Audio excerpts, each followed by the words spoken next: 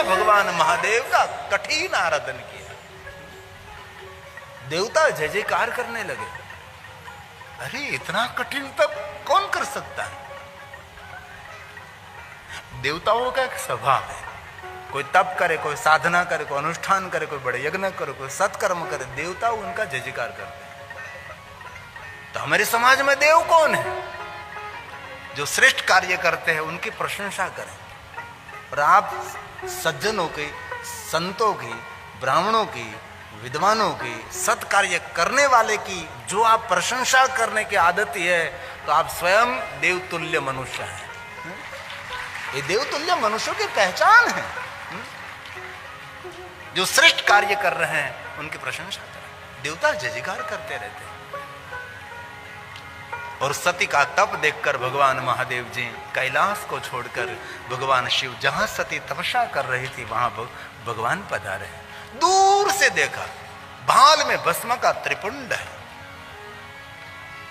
अंग पर रुद्राक्ष है, श्वेत वस्त्र सती ने धारण किया है। महादेव महादेव महादेव महादेव। सती का तप देखकर भगवान शंकर जी के मन में हुई अभी दर्शन दो। और सती जो वरदान मांगे सभी वरदान सती को मैं दे। और भगवान महादेव जी स्वयं सती को दर्शन देने के लिए प्रभु आ रहे थे। महादेव को हुआ ये थोड़ी परीक्षा करो सती की। भगवान महादेव ने एक साधु का वेश धारण किया। वे वृद्ध दिव्य मूर्ति साधु सती के सामने आकर भिक्षां दे। सती के मन में हुआ यहां कभी कोई मनुष्य का आवाज भी मैंने सुना नहीं, और आज कोई भिक्षा लेने के लिए। सती ने नेत्र खोले तो देखा वयोवृद्ध साधु मूर्ति। मन ही मन बहुत प्रसन्न हुई। कितने समय से मैं तपस्या कर रही थी, अब मुझे साधु का दर्शन हो रहा है। और मन में भरोसा बैठ गया, अब मुझे भगवान मिलेंगे। धन्य वे साधु संगति, बैनी भागेरे मिलो मने साधु पुरुष संग। प्रथम भगति संतन कर संगा, दूसरे भगति मम रति कथा प्रसंग। साधु एक सेतु है, एक कड़ी है, भगवान तक पहुंचाने का एक माध्यम साधु। सती के हृदय में भरोसा हो गया कि अब मुझे भगवान मिलने वाले हैं, क्योंकि ये शुभ हो रहा है। और जीवन में कोई तपस्वी महात्मा का दर्शन करना समझ लेना चाहिए आपके भाग्य के द्वार खुल रहे हैं। कोई योगी महापुरुष, कोई साधु, कोई तपस्वी, कोई ज्ञानी, कोई विद्वान, ऐसे साधुओं का दर्शन हमारे जीवन में श्रेष्ठ है। हरि कथा, सत्संग, तुलसी ने कहा ये सब तो दुर्लभ है। संत समागम हरि कथा, धन्य वे साधु संगति। साधु का संग मिलना वो भी दुर्लभ है। हरि कथा मिलना वो भी दुर्लभ है। बाकी तो धन संपत्ति, वैभव, जमीन जागीर, पुत्र पुत्री, पत्नी सबके घर है, इसमें क्या बड़ी बात है? ये दुर्लभ है। और बहुत हम आज भाग्य की सराहना करते हैं। ओमकारेश्वर महादेव, माता नर्मदा का तट, और आज हमारे बीच में इतने त्यागी, वैरागी, तपस्वी महादेव के परम भक्त हम आज साधु का दर्शन कर रहे हैं। संत समागम हरि कथा, तुलसी दुर्लभ होई। ये दुर्लभ है। सूत दारा अरु लक्ष्मी, पापी के घर में होई। सूत दारा अरु लक्ष्मी, पापी के घर में। बहुत कम लोगों को मिलते हैं। बाकी तो मेरी तेरी में जन्म गुमावे, अज्ञानी क्या फल को पावे। पूरा पूरा जीवन निकल जाता है इसमें मेरी तेरी करने में। इसलिए आप सब जो कथा श्रवण कर रहे हैं, भाव को भाव अलख आलस हो नाम जपत मंगल दे, भाव से गुभा से जो सुन रहे हैं उन सब का मंगल हो रहा है। इनमें सभी का भाव से सुन रहे हैं। बहुत लोग तो कुतूहल से आते हैं, लेकिन तुलसी ने वचन दे दिया रामचरितमानस, भाव को अलख आलस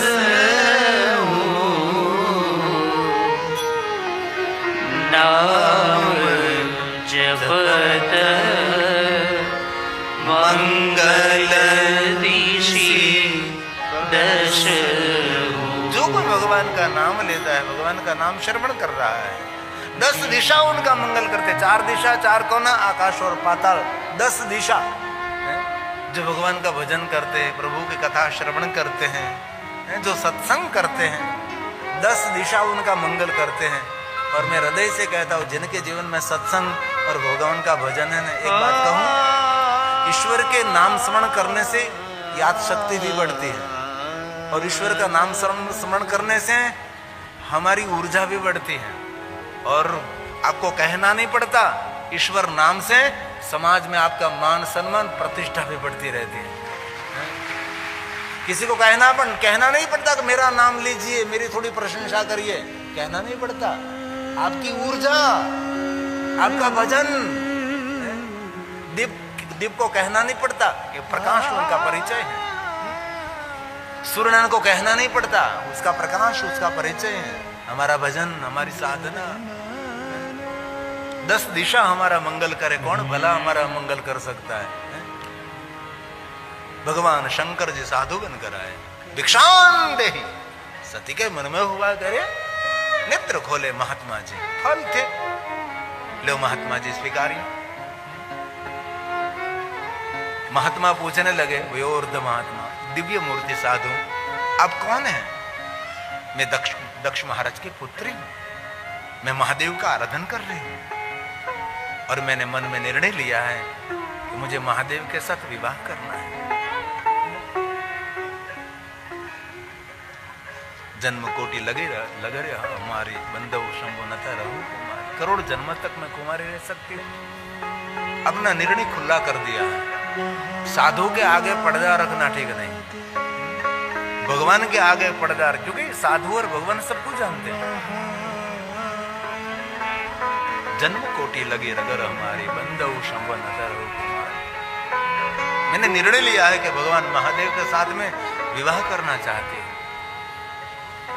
और सती की मानसिकता की परीक्षा लेने के लिए शंकर भगवान स्वयं साधु वेश में महादेव की निंदा करने लगे, शंकर जी की निंदा करने लगे।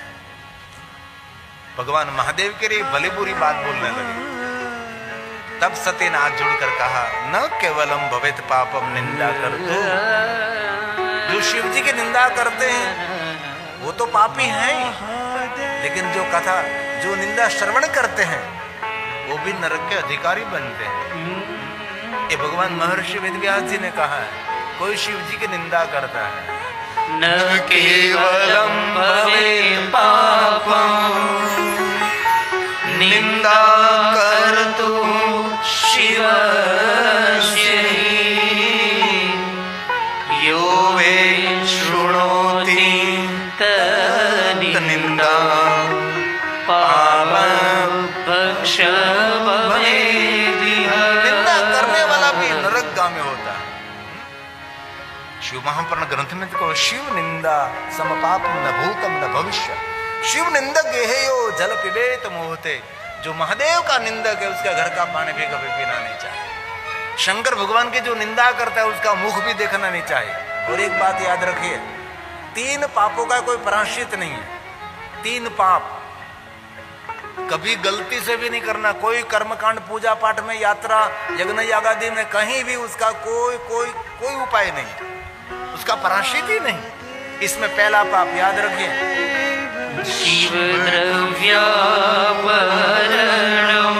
शिव जी का द्रव्य की चोरी करना, शिव द्रव्य का हरण करना। शिव द्रव्य, शिवालय में से चोरी करना ये तो सही, शिव जी के नाम पर एकत्र किया हुआ धन ये चोरी कर लेना वो तो है ही, लेकिन शिव द्रव्य का अर्थ है नगर कल्याण के लिए, समाज हित के लिए, प्रजा के उत्थान के लिए, केंद्र की ओर से आया हुआ जो धन है, जो प्रजा के कल्याण के लिए, ये धन प्रजा के कल्याण के लिए उपयोग नहीं हो रहा है, इस धन की चोरी हो जाती, वो भी शिव द्रव्य है।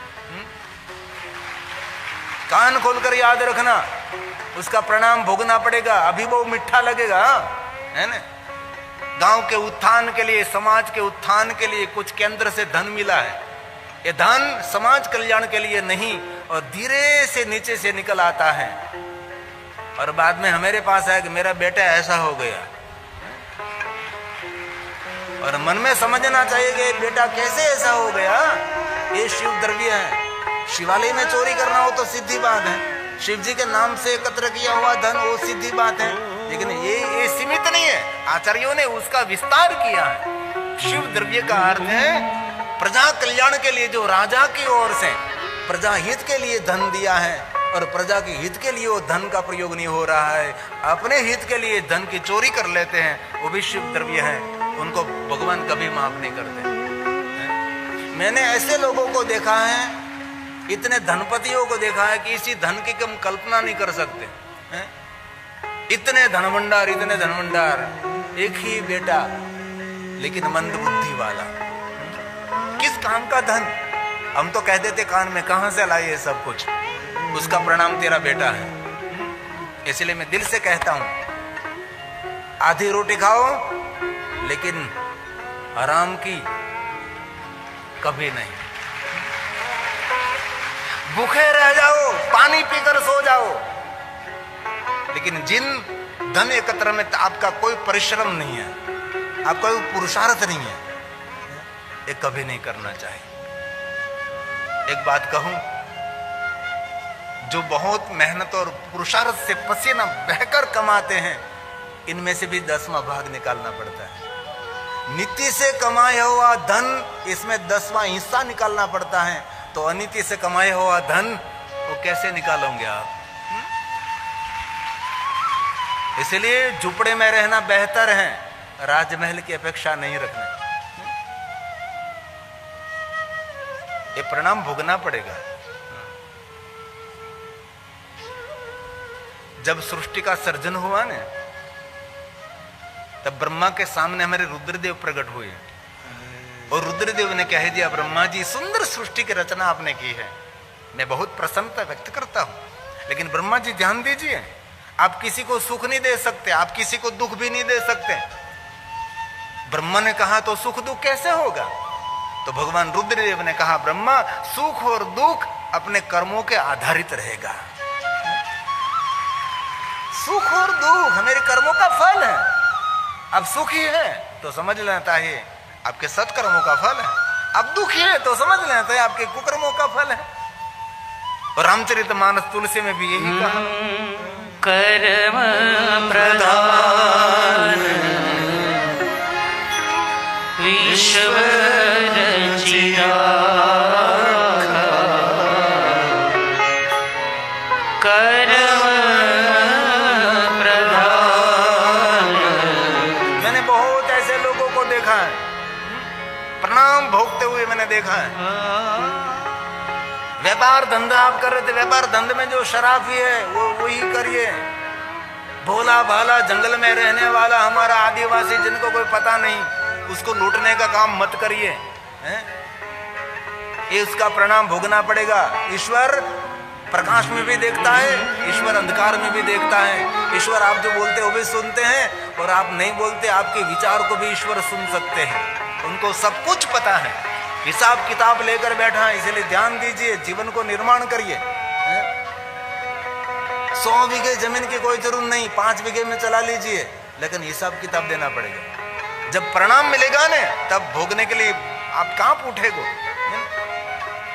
ऐसे बहुत सारे कर्म के सिद्धांत मेरे पास दृष्टांत है, और कभी अवसर मिले ना, कर्म सिद्धांत पर एक आधारित एक बहुत सुंदर बुक है।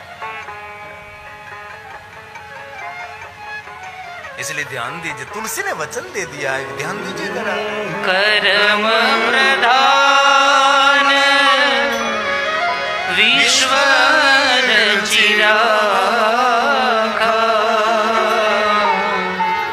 जो जस करे सो तस फल जागा, जो जस करे सो तस फल जागा। शिव महापुराण अंतर्गत रुद्र संहिता का पहला भाग सृष्टि खंड में भगवान शिव जी की पूजा का वर्णन है। इसमें ब्रह्मा जी ने नारद जी को कहा, नारद जी ये पुष्प चढ़ाने से ये फल मिलेगा, ये पत्र चढ़ाने से ये फल मिलेगा, ये धान्य चढ़ाने से ये फल मिलेगा, ये रस चढ़ाने से ये फल मिलेगा, ये करने से ये मिलेगा, ये करने से ये मिलेगा। इतने पूजा का वर्णन है। ये वृक्ष के पुष्प चढ़ाने से, आंकड़े के पुष्प चढ़ाने, धतूरे के पुष्प चढ़ाने से, बहुत सारे पुष्पों का वर्णन, ये चढ़ाने से ये मिलेगा, ये चढ़ाने से ये मिलेगा, ये चढ़ाने से ये मिलेगा। ऐसी ब्रह्मा जी ने वर्णन किया और अंतिम एक श्लोक कह दिया कि सुनियो नारद, कलयुग में ये सभी पूजा करने से सब फल मिलेगा, लेकिन इससे पहले आपके कर्मों का फल मिलेगा, बाद में इस पूजा का फल मिलेगा। आप जिंदगी भर बिल्व पत्र चढ़ाते रहो, कुछ भी हाथ में आने वाला नहीं है, जो हम जहां तक हमारा कर्म नहीं बदलेगा। इसलिए शिव महापुराण ग्रंथ में जरूर कहा है कि ये पत्ते चढ़ाओ, ये धान्य चढ़ाओ, ये शहद चढ़ाओ, ये घी चढ़ाओ, ये फला चढ़ाओ, ये करो, ये करो, ये करो, ये मिलेगा, ये मिलेगा, ये मिलेगा, ये मिलेगा, ये मिलेगा, ये मिलेगा। लेकिन बाद में कहना चाहिए ये सब कुछ करते करते करते एवं ज्ञात्वा नरकुर्वन्, ये भी याद रखिए, ये सब पूजा का फल मिले न मिले, लेकिन कर्मों का फल ये जरूर मिलने वाला है। ये ब्रह्मा जी बोले, स्वयं ब्रह्मा जी ने गाया। एवं ज्ञात्वा नरकुर्वन्, ये कलयुग है, कार्य और फल। ये कलयुग इतना सुंदर युग है। इस जन्म में करो, दूसरे जन्म में नहीं, आज करो कल फल हाजिर, अभी कर अभी कर, कर और फल भोग। एवं ज्ञात्वा नरकुर्वन् यथोक्त फलभावमे कलो युगे विशेषेण कलयुग फल सिद्धिस्तु कर्मणा, फल सिद्धिस्तु कर्मणा। इसीलिए थोड़ी सावधानी के साथ, अरे जो कर्म करते हो तो फल मिलता है, लेकिन हम बुरे विचार करते हैं ना तो भी बुरा फल मिलता है। भगवान महादेव ने दक्ष महाराज को कहा, दक्ष महाराज जैसा वर्ताव दूसरों के साथ करते हैं ना, ऐसा वर्ताव हमारे लिए फलित हो। ये प्रकृति सृष्टि किसी का नहीं रखती। दूसरों का बुरा सोचते हैं ना, उसका तो बुरा हो न हो, लेकिन हमारा तो बुरा होना शुरू हो जाता है। और एक बात कान खोलकर याद रखिए, ये ब्रह्मांड का प्रारंभ आकाश में से, पाताल में से, दिशा अंदिशा में से ब्रह्मांड का प्रारंभ नहीं हो रहा है। इस ब्रह्मांड का प्रारंभ जहां बैठे हैं, जहां आप खड़े हैं, जहां आपका अस्तित्व है, वहां से ब्रह्मांड का प्रारंभ हो रहा है। इसलिए जो आप बोलेंगे वो आपसे प्रारंभ होगा, जो आप विचारेंगे आपसे प्रारंभ होगा। कैसे? तो कि शांत जल से भरा हुआ सरोवर है, जहां पत्थर गिरता है ना, वहां से तरंगों का प्रारंभ होता है। इसलिए पहले तरंग तो आपको मिलेगी। इसलिए शुभ चिंतन करें, शुभ बोले, मंगल बोले, दूसरों के लिए शुभ सोचे।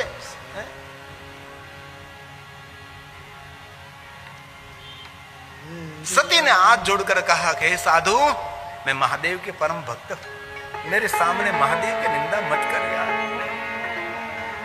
और भगवान महर्षि वेद व्यास जी ने कह दिया कि 3 पापों का कोई प्रायश्चित नहीं है। शिव द्रव्यापरणम्, दूसरा शिव निंदा कृतचित, निंदा शिव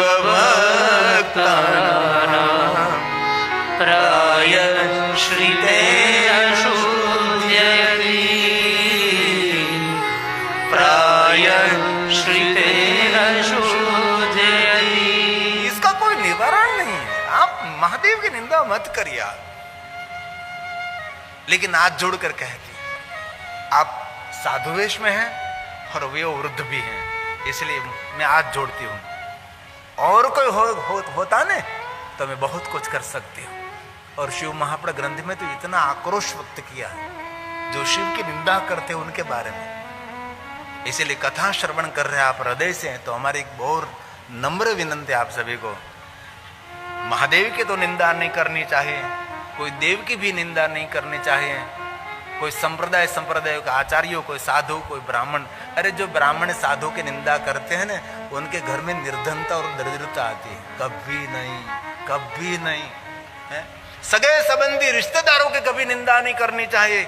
और आगे बढ़ना चाहते हैं तो दुश्मनों की भी कभी निंदा नहीं करनी चाहिए। जो आगे निकलना चाहते हैं तो शत्रुओं की भी निंदा नहीं। निंदा समान कोई पाप नहीं, सत्संग समान कोई पुण्य नहीं। एक घड़ी आधी में पुण्याद, तुलसी संगत साधु की कटे कोटि अपराध। ये साधु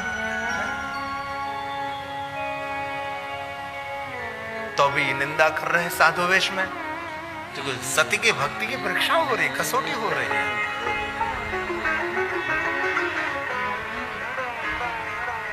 और सती ने अपनी आंखें बंद कर दी। मैं आपका मुख देखना नहीं चाहती क्योंकि आप शिव जी के निंदक हैं।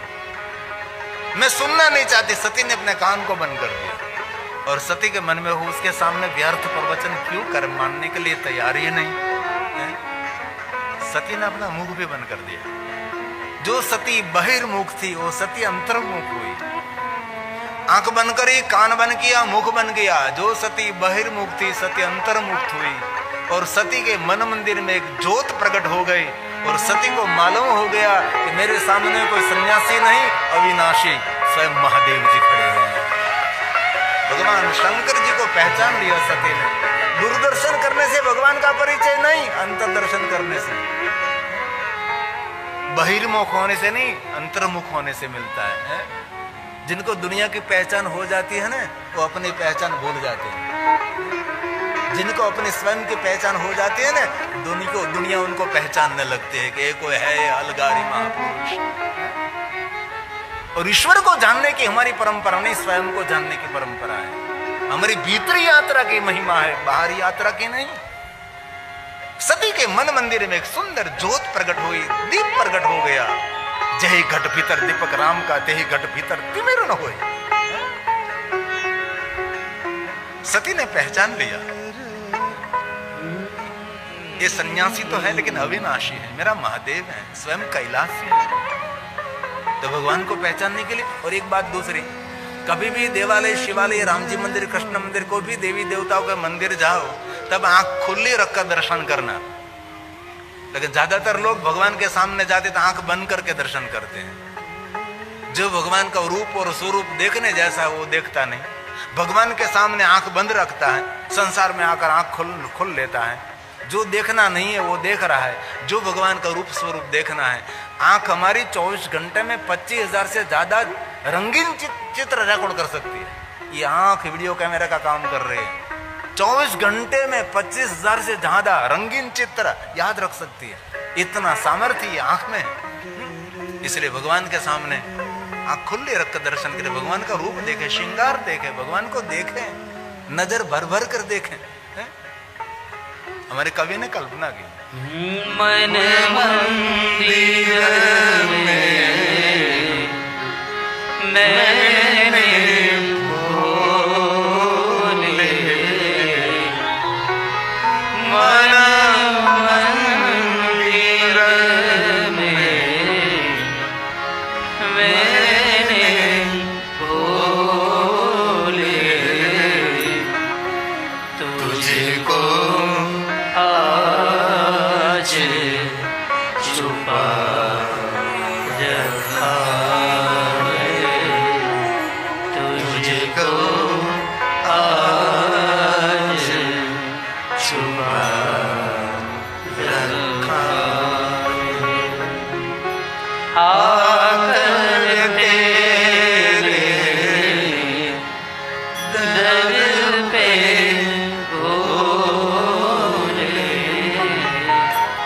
आकर तेरे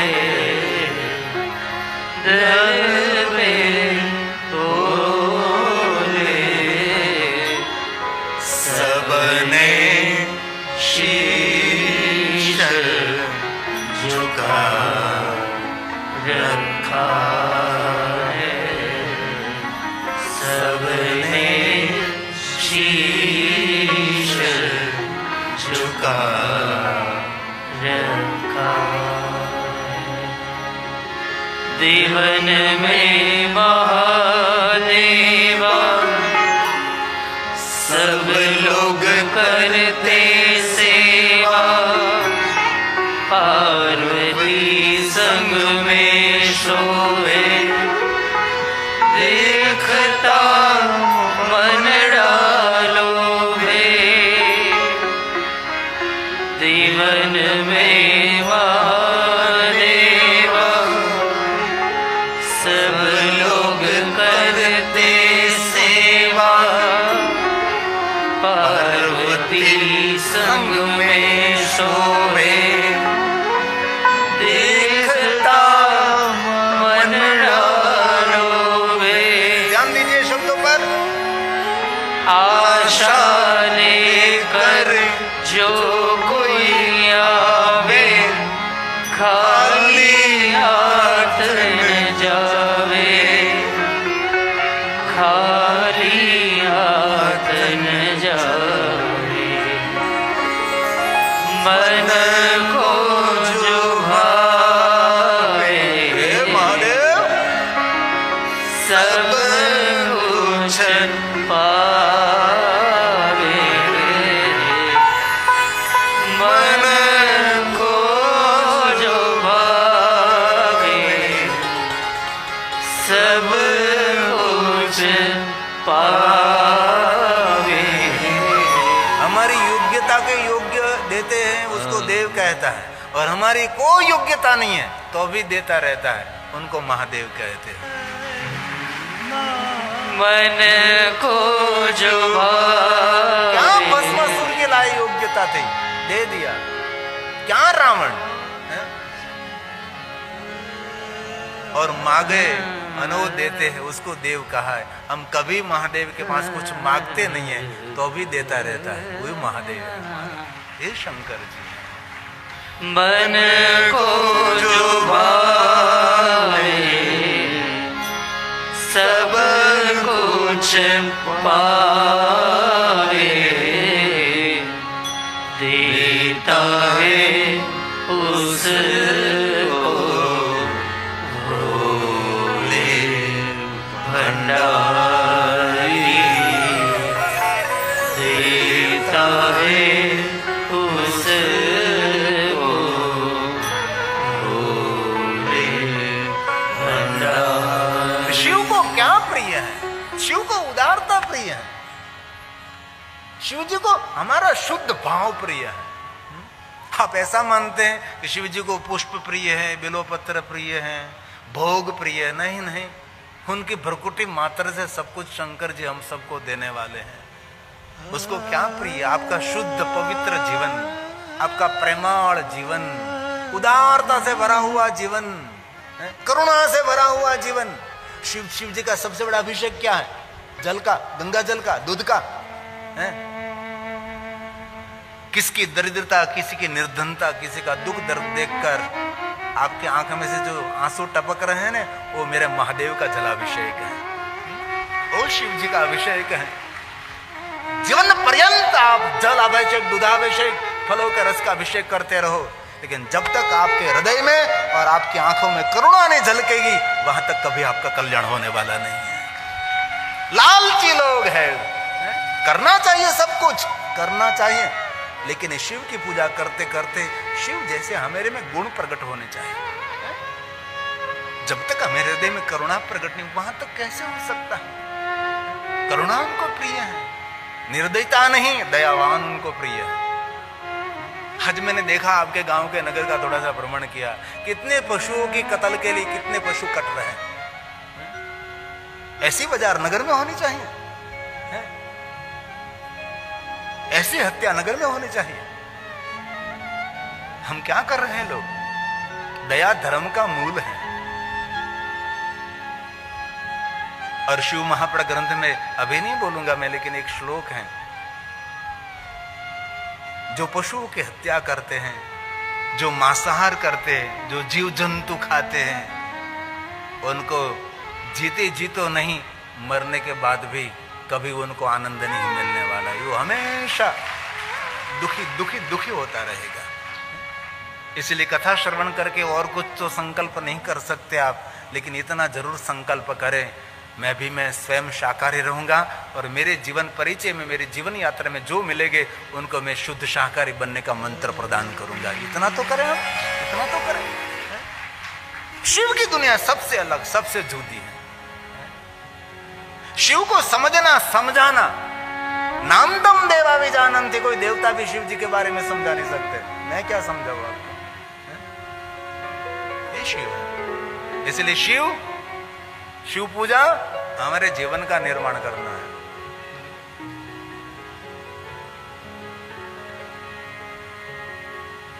बस हमारी आंखों तलसती रहे, अखियां ढूंढे तुझे भगवान। बस हमारी आंख गगन में, अगन में, आकाश में, प्रकाश में, सरिता सागर में, पेड़ पहाड़ में, जीव जंतु में, चेतन जड़ में, सभी जगह पर भगवान हम तुझको ढूंढते रहे हैं। मीरा भगवान के पीछे पागल हो गई और किसी ने कहा मीरा तुझे भगवान मिलने, भगवान तो चले गए, कितने साल बीत गए। मीरा ने कहा भगवान मिले ना मिले मुझे इसमें कोई रुचि नहीं, लेकिन उसको ढूंढने में जो मुझे आनंद मिलता है ना, वो आनंद कहीं नहीं मिल रहा। तू कहाँ है? तू झाड़ में, तू पहाड़ में, तू पेड़ में, तू सरिता में, सागर में, गगन में, अगन में, आकाश में, प्रकाश में, सूर्य चंद्र नक्षत्र ग्रहों में, साधु संत असुर सूर, कहाँ है तू भगवान? मैं निरंतर आपको ढूंढ रहा हूं। मेरी आंख आपको देखने के लिए तरस रही है।